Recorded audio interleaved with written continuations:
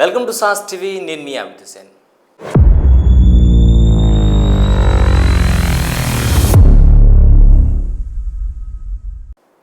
వంట గ్యాస్ ధరలు పెరిగాయి.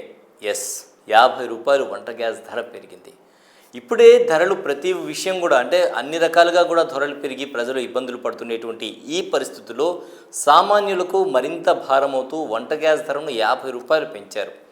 ఇప్పుడు ప్రస్తుతం ఈ 840 రూపాయల నుంచి అంటే నిన్నటి వరకు 840 రూపాయలు ఉండేటువంటి గ్యాస్కు మరో 50 రూపాయలు కలుపుకొని 890 రూపాయలుగా గ్యాస్ ధర పెరిగింది. ఇది సామాన్యుడి మీద అంటే పేద మధ్యతరగతి కుటుంబాల మీద భారం అని చెప్పి ప్రతి ఒక్కరు కూడా చెప్తూ ఉన్నారు. దీంతో ఇక మన జిల్లా విషయానికి వస్తే జిల్లా వ్యాప్తంగా ఈ విధంగా పెరిగినటువంటి 50 రూపాయలతో 3.92 కోట్ల మేర అదనపు భారం పడుతుంది అనేది మనకు తెలుస్తోంది.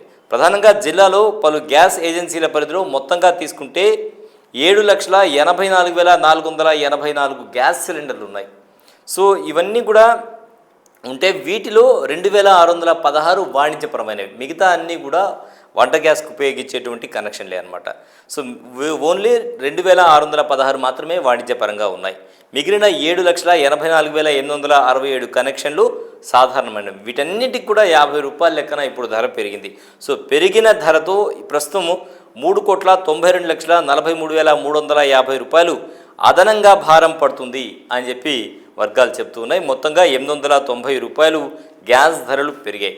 సో ఏదైతే ఇప్పుడు మొన్నటి వరకు మనకేదో ఒక ఉచిత గ్యాస్ సిలిండర్ ఇస్తూ ఉన్నారు ప్రతి 4 నెలలకు ఒకసారి అని అనుకుంటూ ఉంటే ఇప్పుడు పెరిగిన ధరతో నెలకు అంటే మొత్తంగా ఒక నెలకు 50 రూపాయలు అంటే 12 నెలలకు మనకు 600 రూపాయలు భారంగా మారిపోయేటువంటి పరిస్థితి అయితే గ్యాస్ ధరలు వచ్చింది. దీన్ని ప్రతి ఒక్క మహిళ కూడా వ్యతిరేకిస్తూ ఉన్నారు.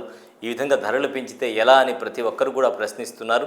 ఏది ఏమైనా కూడా గ్యాస్ సిలిండర్ల ధరలు అనేది గృహిణులకు కొంత ఆవేదనకు గురి చేసేటువంటి అంశం, అలాగే ప్రజలకు అంటే సామాన్యులపై తీవ్రమైనటువంటి ప్రభావం చూపేటువంటి అంశంగానే మనం దీన్ని అయితే పరిగణించవచ్చు. సో ఒకవైపు ఆకాశాన్ని అంటుతున్న ధరలు, ఇటు కూరగాయలు కావచ్చు, నిత్యావసర సరుకుల ధరలు కావచ్చు, ఇవన్నీ కూడా ఆకాశాన్ని అంటుతూ ఉంటే మరోవైపు ఇప్పుడు గ్యాస్ కూడా ధరలు పెరగడం అనేది సామాన్యులకు ఇది ఒక గుదిబండ అని చెప్పి మనం అంతా అనుకోవచ్చు. ఇది ఇవాళ స్పెషల్ రిపోర్ట్. మరో స్పెషల్ రిపోర్ట్లో మళ్ళీ కలుద్దాం. అంతవరకు సెలవు. నమస్కారం.